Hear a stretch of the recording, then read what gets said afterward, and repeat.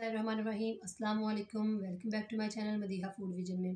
आज अपने दोस्तों के लिए लेके आई हूँ चिकन टिक्का बोटी बनाने की रेसिपी कि मैं इसको किस तरह से बना रही हूँ। बहुत ही सिंपल और यूनिक स्टाइल में है, आप लोग इसको इजीली घर में बना सकती हैं। तो इसके लिए मुझे क्या क्या चीज़ें चाहिए मैं आपको बताती हूँ कि मैंने यहाँ पे 300 ग्राम जो है वो चिकन लिया है। ये बोनलेस है, इसको मैंने इस तरह से कट करके रख लिया है, इस तरह से इसकी कटिंग की है बोटियों की।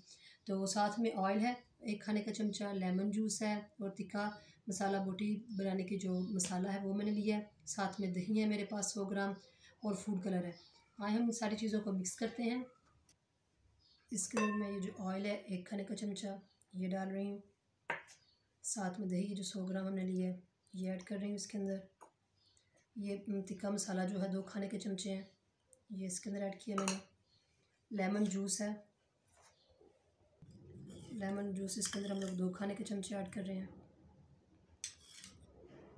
फूड कलर हम लोग इसके अंदर ऐड कर रहे हैं। अब इन सारी चीज़ों को अच्छी तरह से कर लेते हैं मिक्स।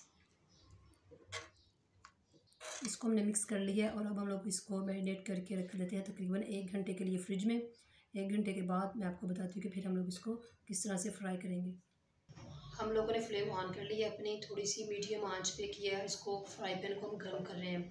आप इसको पैन में भी बना सकते हैं, तवे पे भी बना सकते हैं। तो मैंने इसके अंदर 1 खाने का चमचा जो है वो ऑयल डाला है सिर्फ, क्योंकि 1 खाने का चमचा ऑयल मैंने पहले इसमें टिक्का मसाला बोटी में भी डाल चुकी हूँ। तो अब हम लोग इसमें अपनी जो मैंने मैरिनेट करके रखा हुआ था 1 घंटा हो गया था, अब हम लोग रख लेते हैं अपनी सारी जो मैरिनेट करके रखा हुआ था चिकन इस तरह से 1 बाय 1। अब हम लोगों ने इसको सारे को पैन में रख लिया और तकरीबन हम लोगों ने 8 मिनट के लिए इसको दम वाली आंच पे रख देना है और ऊपर से ढाँप के, ताकि ये अच्छी तरह से इसका अपना पानी भी छोड़ दे और ये चिकन उसमें गल जाए।